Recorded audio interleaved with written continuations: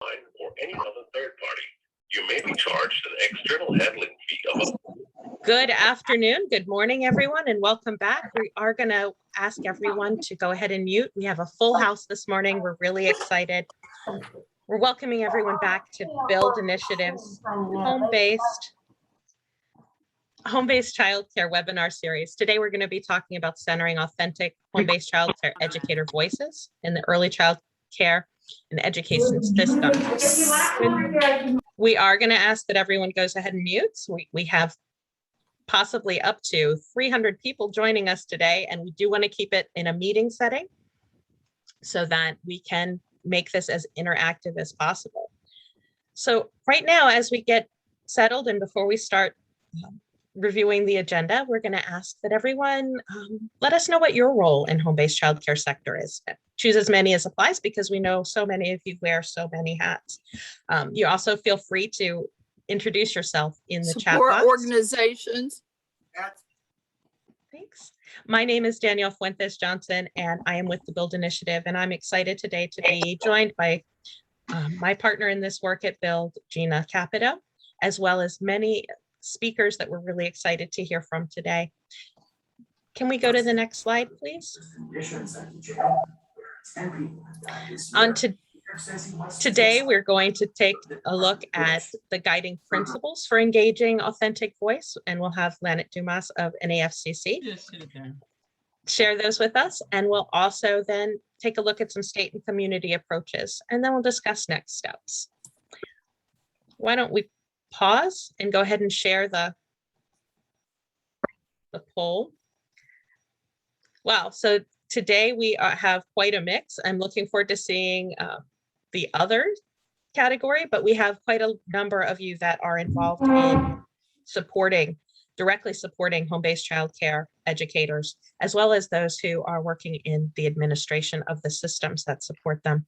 We, as always, welcome our home-based childcare educators, and especially want to co-create this content with your voice and your expertise.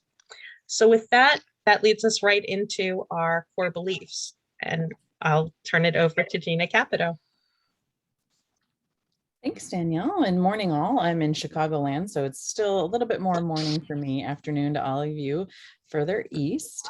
We are very excited by today's topic and obviously evidenced by the large turnout. So we do hope that you continue to interact with each other in the chat and share thoughts on this very important area of work. We always start out with the core beliefs that at the Build Initiative, we bring to the work on home-based childcare, family friend and neighbor care, family childcare, sort of choose your term for it. We move in and out of the terms, but we really do mean all types of childcare that's happening in individuals' homes when we're talking about this. And part of what we do with the framing of the core beliefs is to make sure that we are always grounding ourselves in the change, and particularly for family childcare settings, the systems change that we're trying to achieve in order to ensure that family childcare is really a full part of the system that is available for families of very young children. And with the next slide, you'll see those core beliefs, those 4 core beliefs shared together.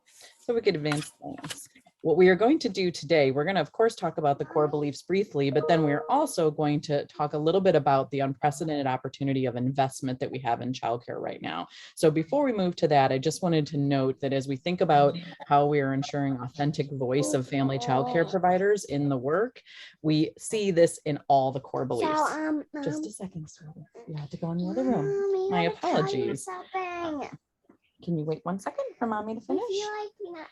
So there, if you think about the core beliefs, we know that how we invest in and how we are hearing from and how we ensure that family childcare is part of the full mixed delivery system are critical in the core beliefs. We also know that the idea that they need to be resourced on par with their center-based and school-based settings is another critical component.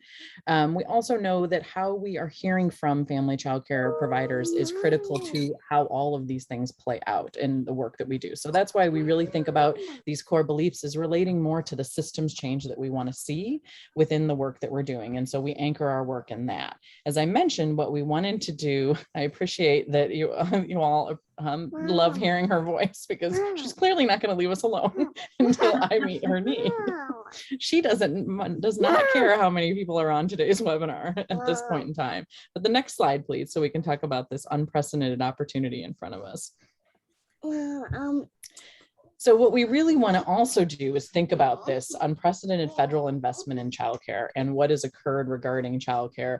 And we want to anchor it related to several You're values. doing a national webinar. As you see these values, you'll also notice how much they relate to those core beliefs that we've been using as part of our home-based childcare series all along the What way. makes me And so one thing that we really are looking for is how states are thinking about advancing, not just using the money as quickly as possible, but also really being intentional and thoughtful and using the money in a comprehensive way that is racially equitable and is remediating the issues that have been pervasive in how we've implemented childcare across our system and across all elements of our system. And we know that family childcare providers are often on the brunt of many of those inequities within the system.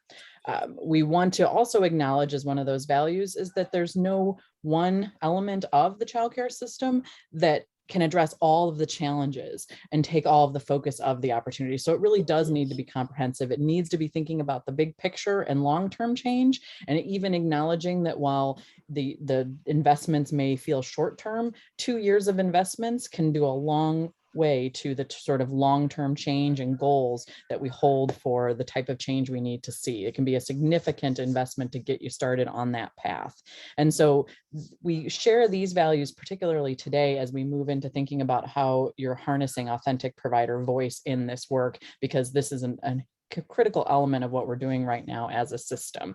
And just another quick reminder on what this unprecedented investment is. If we go to the next slide, just a quick snapshot of really what we have in front of us right now, that we know that childcare again and again, and in fact, I just saw a blurb in the Washington Post about childcare workers and wages and how folks are leaving the field, unfortunately, but it was in the Washington Post. So it was great to wake up to see that this morning. So we know that is much more understood as part of our essential infrastructure. We also know that the institutional and structural racism that is pervasive and is affecting how childcare is implemented is much more understood as part of the mainstream media, and overall, the institutional and structural racism is much more understood as part of our mainstream thinking than it has been. And so that these opportunities to harness this, what is much more visible than just those of us that have been working in the field our whole adult lives, is matched with these unprecedented investments. And what we just have there in the blue box is a snapshot of some of the different dollars that are coming into play. The first ones that you see there under the American Rescue Plan are those specific investments in childcare. Hopefully this is not by any means the first time that you are seeing that $39 billion number for childcare, and how that's playing out across the stabilization grants, as well as investment in the federal Child Care and Development Block Grant, which all states receive a piece of that block grant and is a critical piece, I'm sure, for all of you in implementing your subsidized childcare system. So we also just wanted to share some of the other places that additional investments are playing out. And we know that many of these, when you're thinking comprehensively, are ways to really harness and focus the work together. But with that, just snapshot of what we have right now. We always want to continue throughout the webinars that we'll be holding over the next several months, probably easily a year or more, to touch back to this unprecedented investment. And so we wanted to introduce it as part of our core beliefs in thinking about family childcare and home-based childcare providers. But today's is really on how do we ensure that the authentic voice of the providers is informing all of this work and is the foundation of the changes and how the dollars are being invested. And so with that, it is my pleasure to introduce Lynette DeMoss today. Lynette is the Executive Director of the National Association of Family Childcare. Lynette has joined us before, as they are one of our leaders in family childcare work, obviously on the national scene, as well as working with many states and communities. And Lynette is going to support us in really thinking about some of the guiding principles of how we ensure that we are bringing in authentic provider voice to the decisions and the work that we're all doing. So Lynette. Thank you, Tina. It's such a pleasure to be here again with you guys. It is such an exciting time. It's such an exciting and historic time. And I see that Gina was very modest in actually on the slide showing the things that are hardcore, concrete, the things we know, but I'm looking to the future and thinking about the White House's professed commitment and Congress's professed commitment to an inclusive system of delivering childcare and pre-K, which we'll talk about at a later date, and inclusive of home-based settings, and very specifically using the language. And of course, we know that this can change over time, and it's constantly changing. And over the weekend, there's big stuff that happened, and it's ever moving. But we're looking forward to this historic investment that is something that we've never thought of in the lifetime, something like 30 times the past investments. And so this means a way to raise everyone up, and no reason to fight over crumbs, but actually to build a system that will work for everyone, particularly from my side, family child care. Because we know, as is lifted up in this guiding principles, that we have to address the inequities that are baked into the systems that oftentimes were not designed to support people of color and or people whose first or primary languages aren't English. So in order to build back better, we have to have this inclusive system. And I've been here before talking to you about how to find family child care leaders to be a part of your decision-making tables. And I've talked to you about our leadership pipeline called Leadership and Leaders, where we're actually supporting and grooming the next generation and the current generation to be comfortable and prepared to contribute at the tables where you're making decisions. So we've been talking a lot, and we've heard from state leaders, our state family child care leaders. We've heard from you guys, we've heard from state administrators, we've heard from funders, and we're realizing that when we're going on this journey, that oftentimes we are checking boxes and people are, and we're not actually including and sharing power. So I'm like challenging us to think right now about how, as we move forward with this historic investment, already we have a historic investment, but we have this opportunity of moving forward, that we are taking people on the journey with us, so that when we're building systems and we're building regs and we're building quality standards, that they make sense for the setting, because you can't use like a dry measuring cup to measure liquid. You've got to be using the right tools to measure things. So anyway, we had the fortune of being able to, can we click to the next slide, please? We had the fortune of hearing from our membership across the country, and really delving into why family child care leaders, what they want, what would make them feel welcome at the table, make them feel comfortable coming and sharing their expertise, and being a part of the power dynamic that actually creates a system change.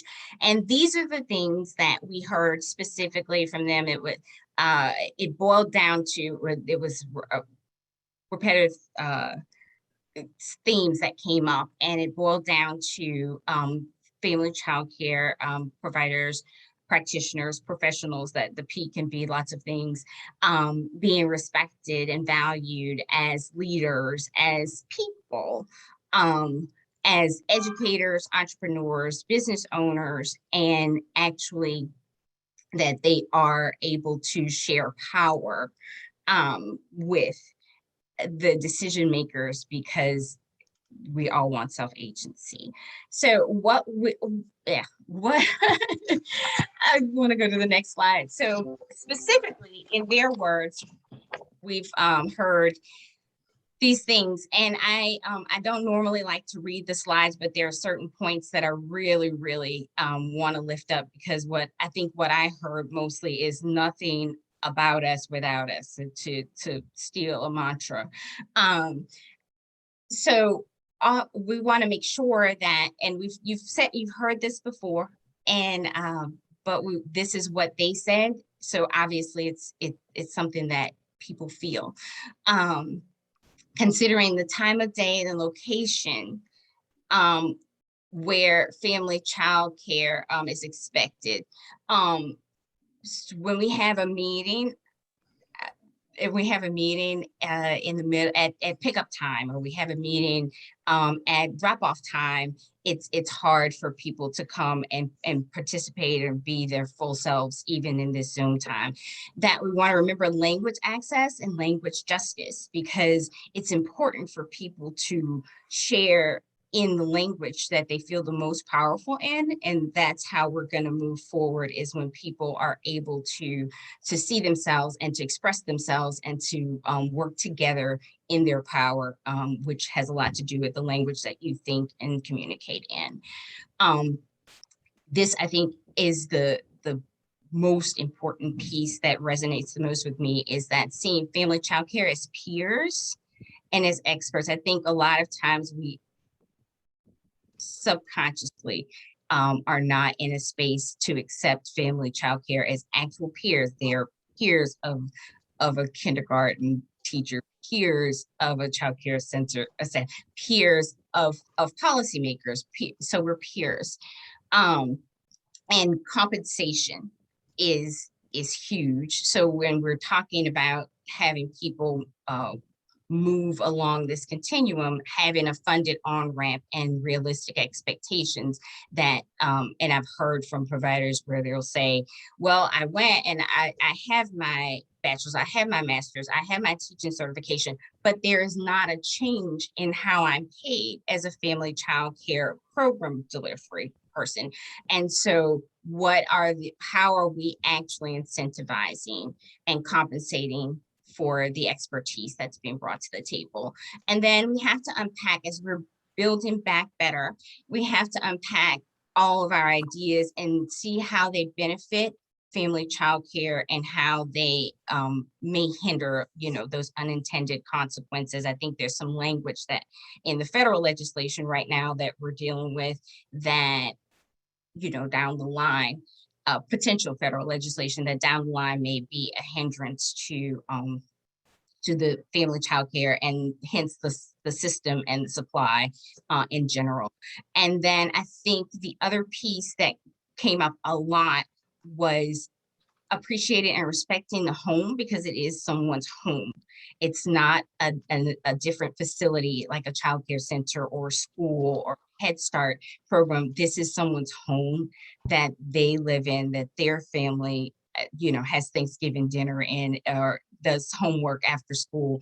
And so this is, going under people's beds is not, is not something that you would want for yourself. And so then that we don't want to be setting up systems that encourage this. So I think at the end of the day, yes, echoing exactly the comment that's in the chat right now, share the power, and it will help to move a better way forward. And I'm so excited about the next speakers on the panel, because they're going to talk about how that power is shared and their successes in their local spaces. So thank you for this time. Thanks so much, Lynette. We really appreciate that. And we're going to come back to those guiding principles. See, there's a lot of feedback in the chat of which one's really resonating with those that are in attendance. Also think about if anything was surprising. Maybe it's not, maybe something's a new thought, or phrased in a different way, or if you want to share what you think you'll take away from those principles, or have an action item that you're already thinking about with those thoughts. With that, if we go to the next slide, we'd like to, as Lynette said, introduce a state that's really thinking about a new approach to engaging home-based childcare educators with respect as equals. And I'd like to introduce Malia Wasner from Idaho to tell us a little bit, and her team to tell us a little bit about what they're doing to really allow those voices to guide the process. Malia? Thanks so much, Danielle and Gina and the Build Initiative for inviting us. Idaho's very excited to be here and be able to share some of our some of the initial work that we're doing to really begin the process of engaging providers specifically in feedback loops. So Idaho is very interested in creating a quality rating and improvement system that is accessible and responsive and ultimately a positive experience for providers.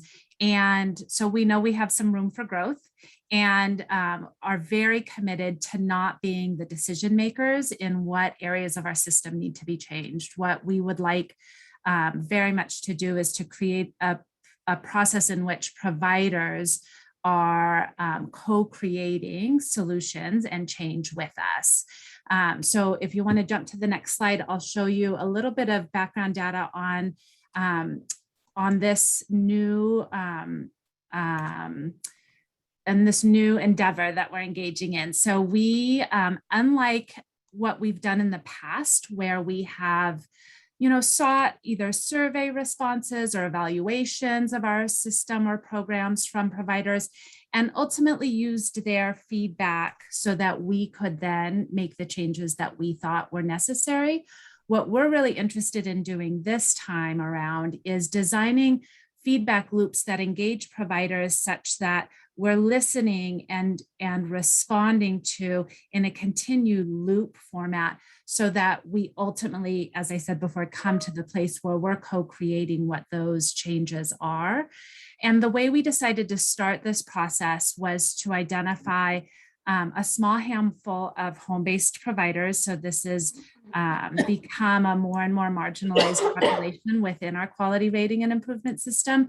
And so our goal was really to start there, to reach out to those individuals and begin the process of engaging them in feedback loops. So we began with 18 identified providers, 12 of whom ended up completing initial interviews. We lost 6 of those 18 because we had some providers who weren't interested or who had since closed their business, or there was no kind of follow through to with the provider to get the interview scheduled.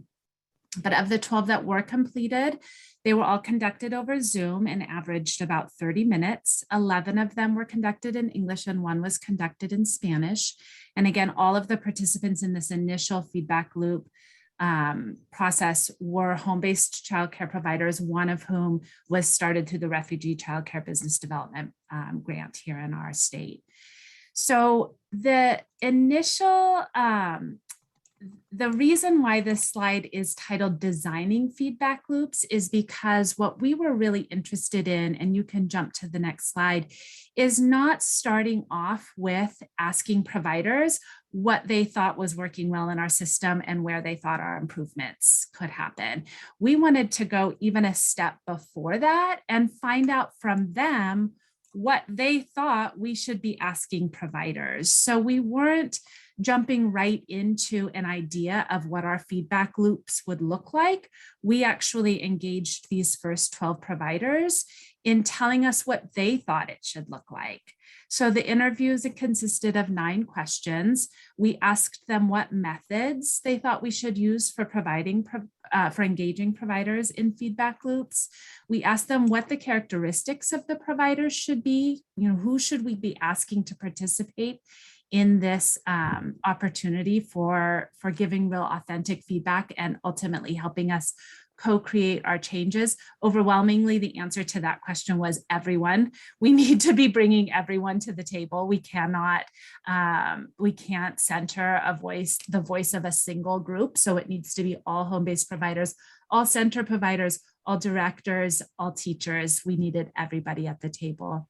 We asked them who else from their community we should be working with. And again, there was an overwhelmingly first response to this, which was parents. They wanted to really make sure that we were not moving forward without including parent voice. We asked them, once we had people engaged, what should we ask them? So again, we weren't even coming to the table with a preconceived idea of what was important to ask providers. So that question garnered lots of really interesting responses. While we thought that what we were going to get from that question were things like, you know, how do we define quality differently in a home-based program from a center program? What other program assessments other than the ERS could we use? You know, things that were a little bit more about the details of our system. And overwhelmingly, the first response to this question of what should we be asking providers engaged in feedback loops was, we need to ask them what they need.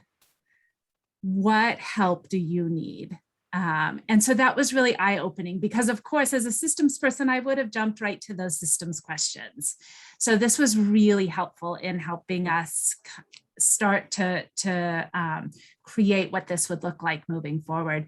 And then we asked them who should be asking the questions, because we didn't want to assume that their comfort level was in any one particular population, or that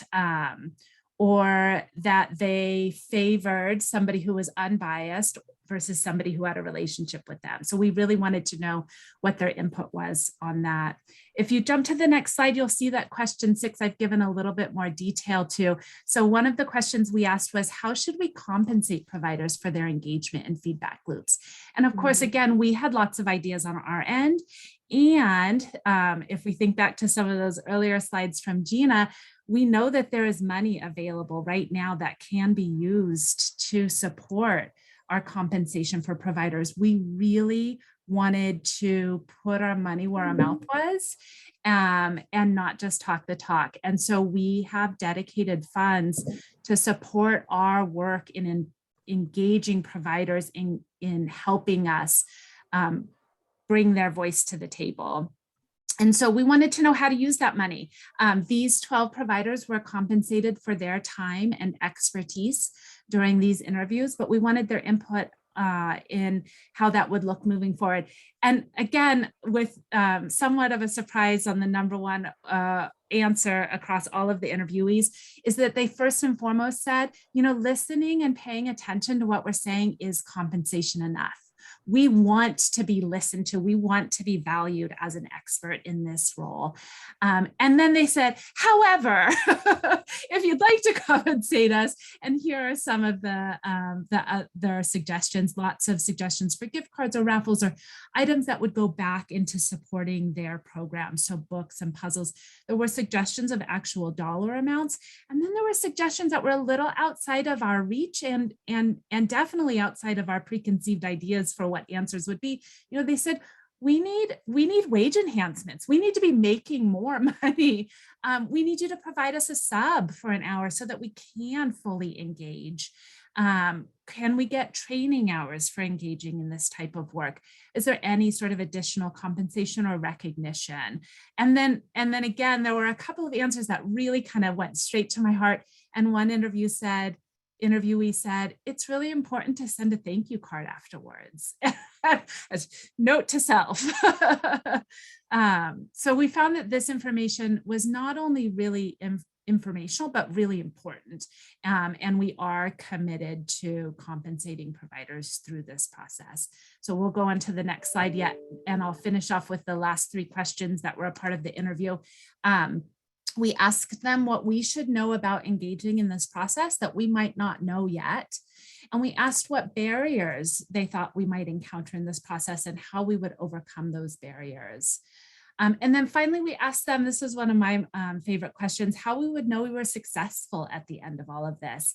And again, with this sort of straight to the heart, one of the early answers that I received to this question was, because all parents in the state would know what steps to quality, our QRIS is, and value the role that it plays in their child's care. And I was like, that's not where I thought we were going with this, but what a wonderful way to measure the success of this. So last slide, we're in the sort of now what phase.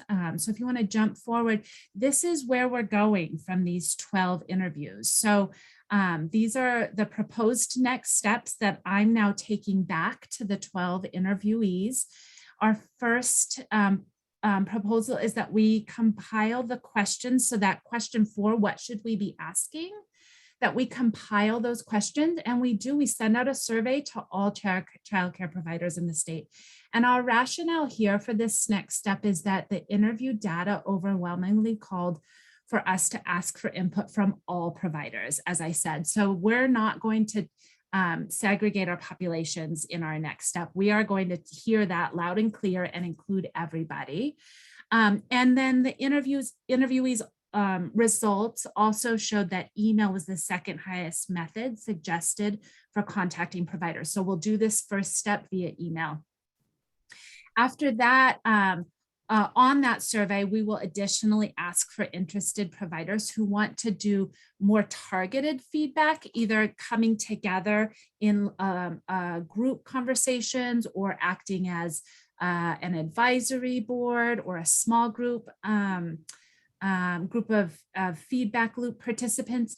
And so here the rationale is we do want input from all, but we know we need to engage smaller groups in ongoing feedback loops. And so really looking for who might be interested in participating at that level. And again, in terms of the interviewee data, the results showed that the group format was the highest method suggested for engagement. So they don't want necessarily to be communicating or giving feedback via email or surveys. They want to be together and not even necessarily one-on-one. They want to be with a group of their peers so that there's that real bouncing of ideas off of one another.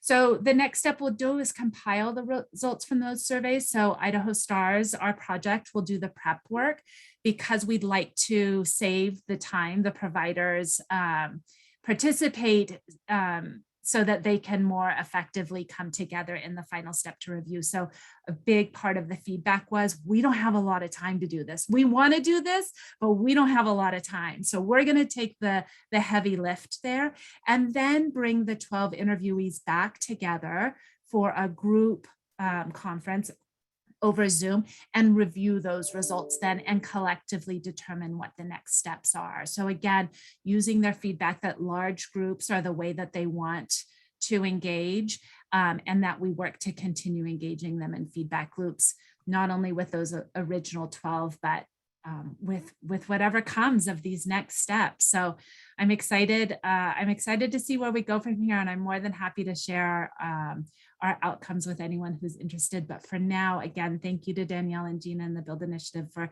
letting us share this initial look at how we're designing our feedback loops to center the provider voice. Thank you so much, Malia. There is one question in the chat that I wanted to ask of you, and I also want to acknowledge how much we appreciate how vulnerable the Idaho leadership has made itself by engaging in this sort of sharing of power. And I don't think that folks always acknowledge that that's in part what has to happen. You have to be willing to say, I don't have the answer.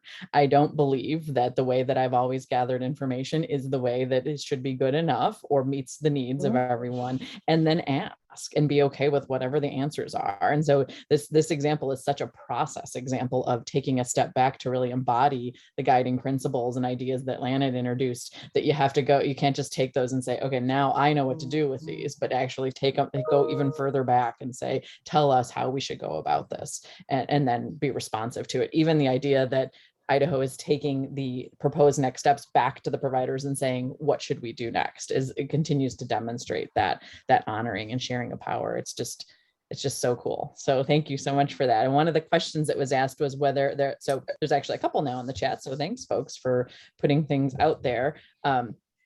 The first was around any of the needs that you heard from providers during this initial phase of building the feedback loops. If you could share any of those. Needs, well, I would say the most voiced need was as home-based providers to be brought to the table, that we need to not be lumped into the center-focused work of our systems. And so they were loud and clear that they are a unique business type, providing a unique style of care, and they very much want to be valued for the type of of care that they provide to children. And how about talk a little bit about how the original 12 to 18 providers that received outreach were selected? Yeah, so primarily it was those home-based providers in our state who are verified at a step in our Steps to Quality QRIS. That's not ultimately who all 12 ended up being. We did want to broaden our reach. We have a very small saturation rate for home-based providers in our QRIS. And so we started with only about 15 potential providers from that very small sample size.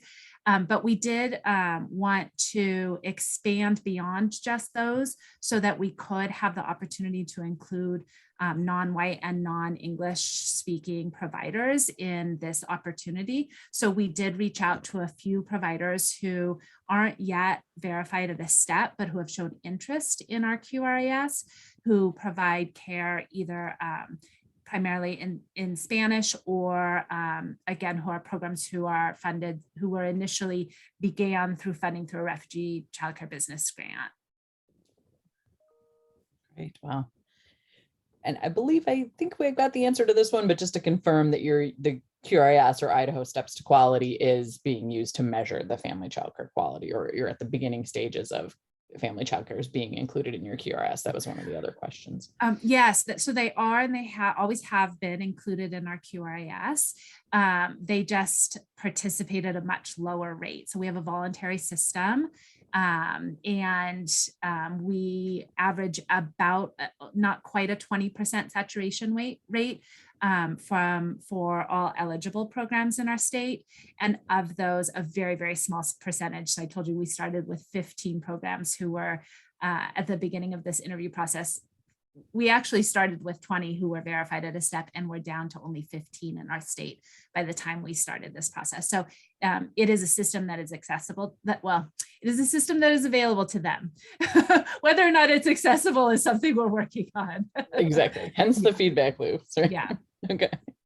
So there is one more question, but I think that this one is going to be a great one for both Malia to reflect on, as well as our community speakers that are coming from the Chicagoland area. And we're going to be joined by, starting with DeCarla Burton and Irma from the Austin Childcare Providers Network. But the question is, so maybe everybody sort of think a little bit about this. The question is about how you're working on the systems change so that other participants who are not in the system currently, and I was thinking of the Austin example, maybe you're able to really speak to this, are not limited in the types of support they can offer to family childcare. So, sort of if you're not in the fold, how are you working with those sorts of other systems that exist in our communities, which can actually be a real robust resource for family childcare providers? How are they becoming part of that system so it's not a closed approach?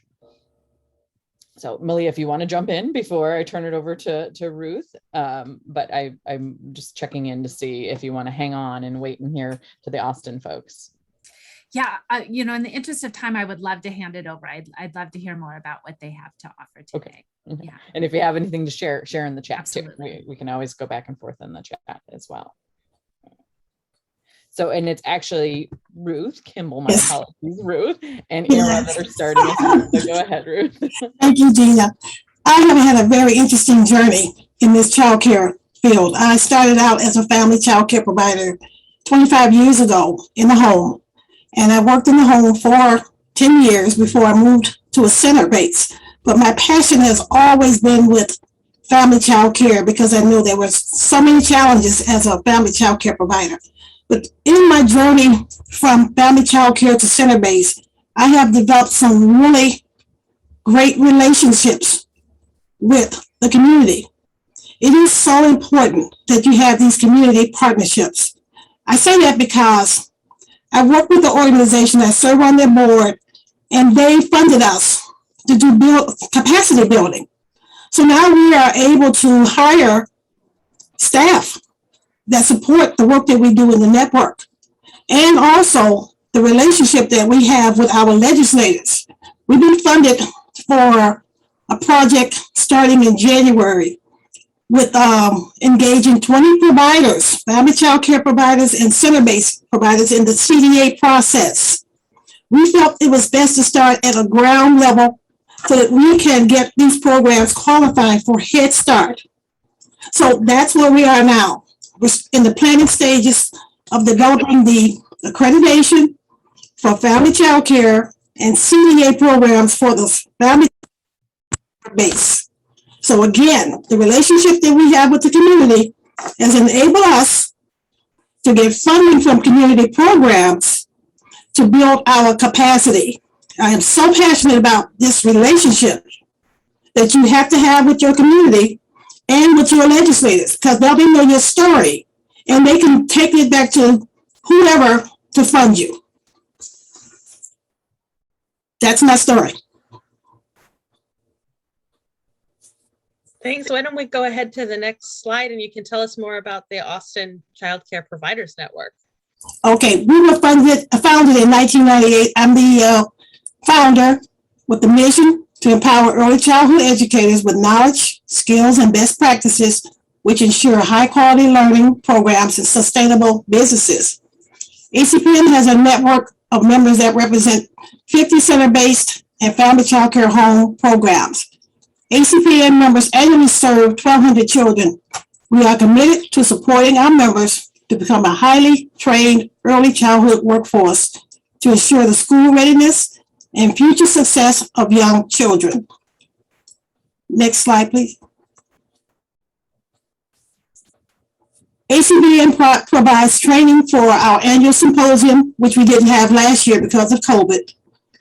Advocacy, behavioral health, applying to and registering for Chicago community colleges, and technology. Now we have, when we received the Scaling Up grant, we were able to hire a technology tutor.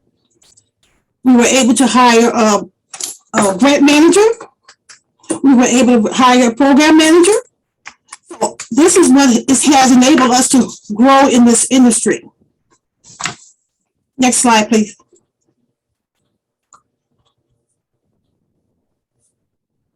ACPN provides partnerships. Higher ed partnership with Malcolm X College on the Austin Early cohort. Since 2019, we have assisted 20 members in starting their application and registration process with Malcolm X College. We've been able to hire an individual to counsel and coach network members in creating and implementing a higher ed education plan. Thank you.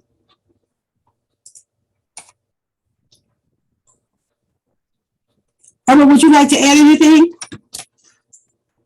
Thank you, everyone. I would like to add that in hiring the individuals, we've reached out to all of our providers, and with the accreditation piece, we are really, I think we have about 15 who's on board to begin their accreditation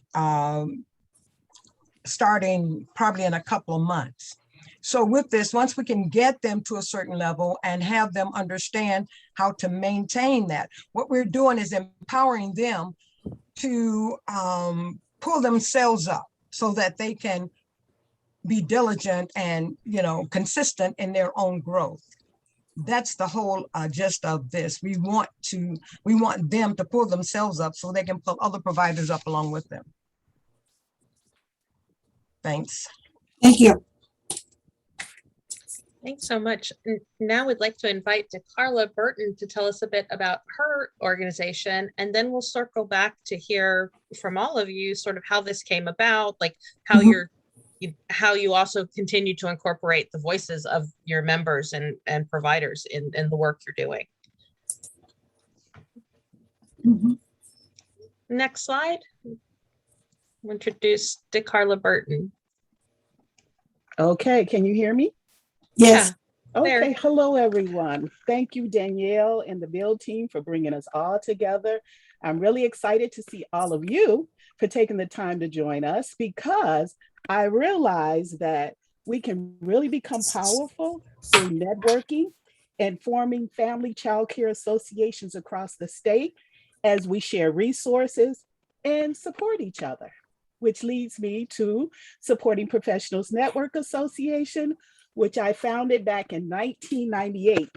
When I first got in the business, I realized how isolated I was. No one else to talk my husband's head off. And finally, I found some other professionals. We started 10 educators that we met in Dorothy Davis' basement. And it was just a way to come together, network, talk about the business. And we realized back then how important it was for us to be at the table making decisions. Every time I go to the mailbox, someone else was making the decisions for us. And my vision back then was to see other professionals. I knew we were out there. We just had to mobilize and find each other and connect. And from 1998, or what are we in 2021? It's been a long journey. We have over 120 members and still growing. I got a great feeling that we have now got the attention of so many other professionals, which means that I bet our numbers will triple this year. I would like to share with you some of the ways that we motivate each other and how we support each other through our organization. We actually call ourselves now, it started with, as you can see in that first line, supporting providers, because that's what we were back then, but now we're supporting professionals. So our name has evolved. We represent the all sides of Chicago, Southeast. We have a couple of people that Ruth sent us from her association. And we also represent the suburbs. We are now starting to reach places like Bellwood and some of the northern suburbs because of the technology. The online platform is another tool that we see as valuable so that you don't actually have to arrive in person at our meetings. We can network, which we do since COVID. We provide trainings online. People get credits. Our educators get credit for it through INCRA. That's our Illinois system. And so we're able to do so much more through technology. And if you can just move to the next slide.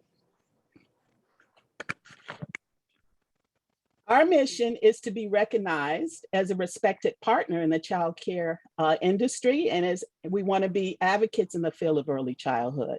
And then we want to build meaningful collaborations and partnerships in all communities, which will allow us to make positive change. We also feel this will change our image for, as you heard some of the speakers earlier say, that we're not taken seriously sometimes as professionals that know what we want, can speak for ourselves, and don't always need the big agencies to tell us what we need. So we are in the business of sharing resources, empowering each other, providing the resources so that our educators can make sure that they're running their business like a business.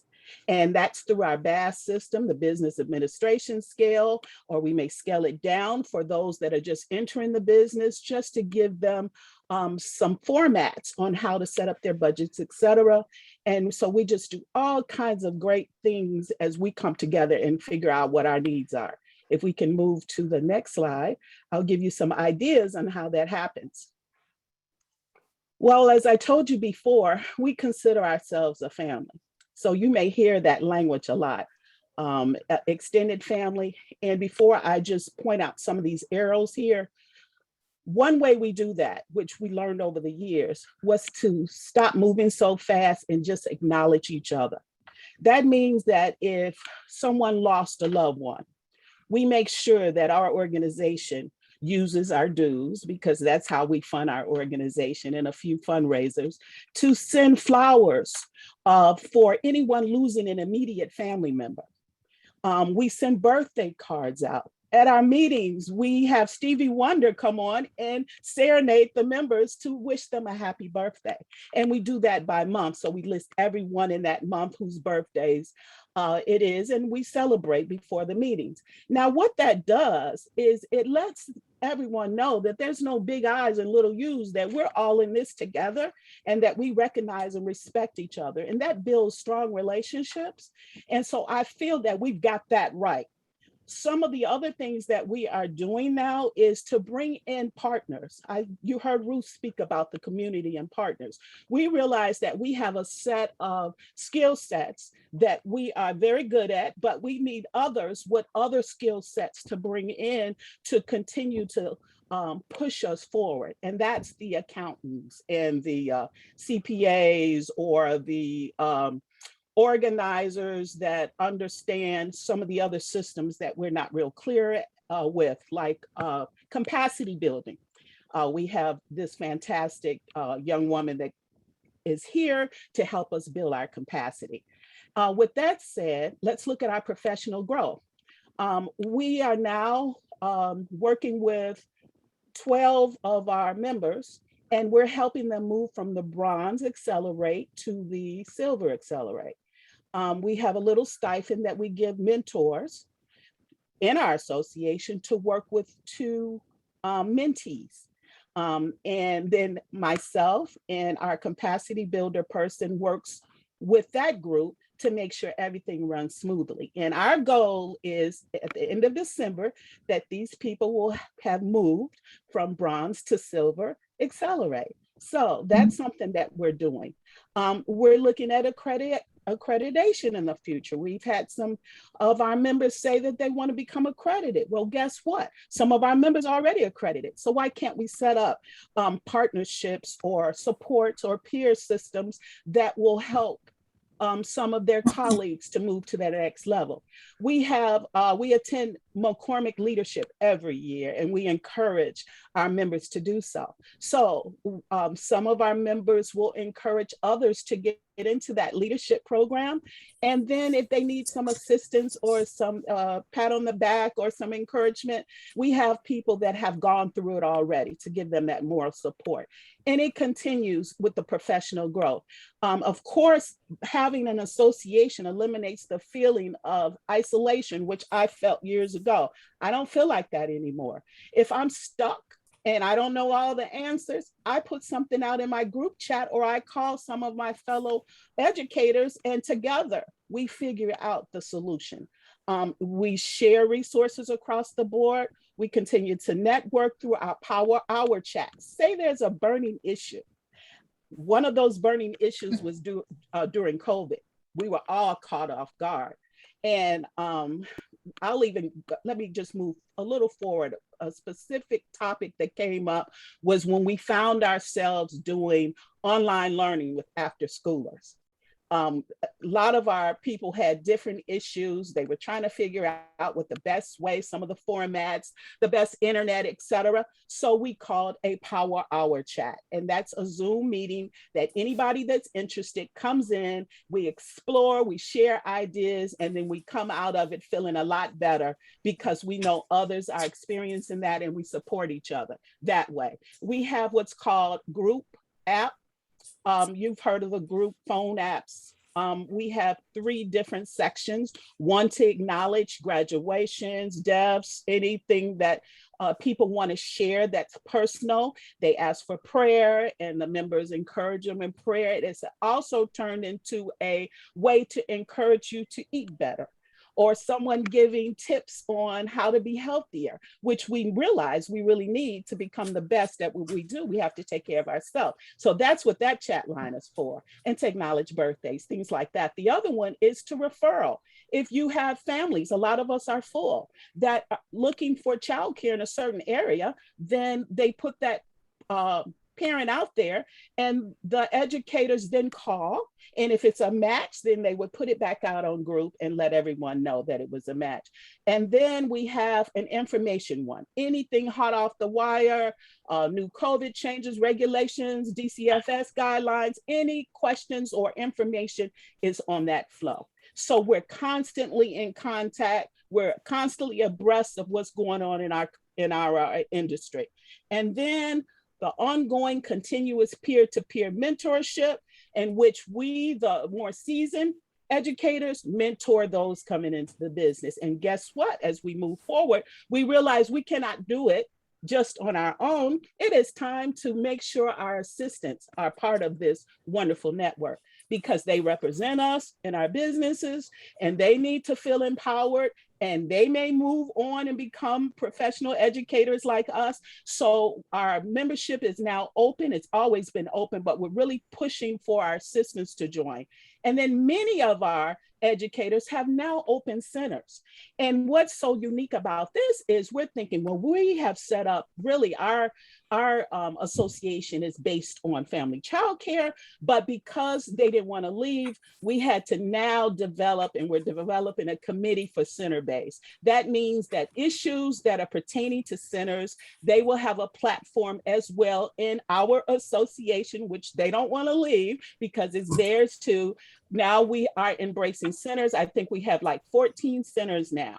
Another young lady just got her license. And finally, we have what's called an honorary membership. That is someone that has retired out the business, because we have a few people that retired, moved. They do not want to leave. They want to still give back. And so we put them in what's called an honorary membership. They don't pay membership dues any longer. And then they come in when they feel like they want to come in, or they join up on committees or board of directors or whatever they want to do, and they continue to move us forward. So that's pretty much some of the things that we do. There's so much more I could share. We're out of time. So thank you for listening. Thank you, DeCarla. And we see there's lots of activity in the chat. We acknowledge that we are less than 60 seconds before to the end of the webinar, but we've seen lots of questions and things, additional resources that folks would like. We're going to capture these all into a Q&A that we'll put out on the website with the link to the recording. So we're not going to leave you hanging the questions that you've asked, and we'll encourage, we'll gather things from the speakers to help answer the questions. Before we do wrap for today, we're going to put up a poll regarding some of the additional topics. Well, the first poll is related to the content itself and whether it helped to increase your knowledge on the topic, but we would also like to do a poll related to future webinars. We're actually going to send that out with the recording. Okay, separate for that. So we'll get you out on time today, but we do hope that you'll take the time to do that poll for us to help us make sure that we're bringing the most relevant and pertinent to right now topics like today's discussion of authentic voice to you at the moments that you need it.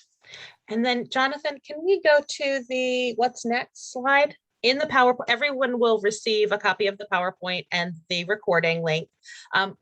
And the answers to the questions that we just didn't have time to get to. We'll get those answered. But we did want to let you know and everyone's contact will be in there, but the what's next. So given the unprecedented time that we are, moment in time that we're in, we will be having a bonus webinar in October around leveraging federal funds to support home-based childcare, kind of a follow-up to the one we did earlier this year, now that there's been new moving pieces and new funds available. But then we'll also in November be back on our every other month pattern and looking at supporting home-based childcare educators whose primary language is other than English.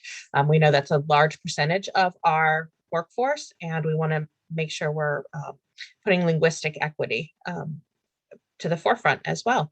So with that, we will say thank you to everyone who participated today. We're so glad to have all of our speakers, and we'll see you next month.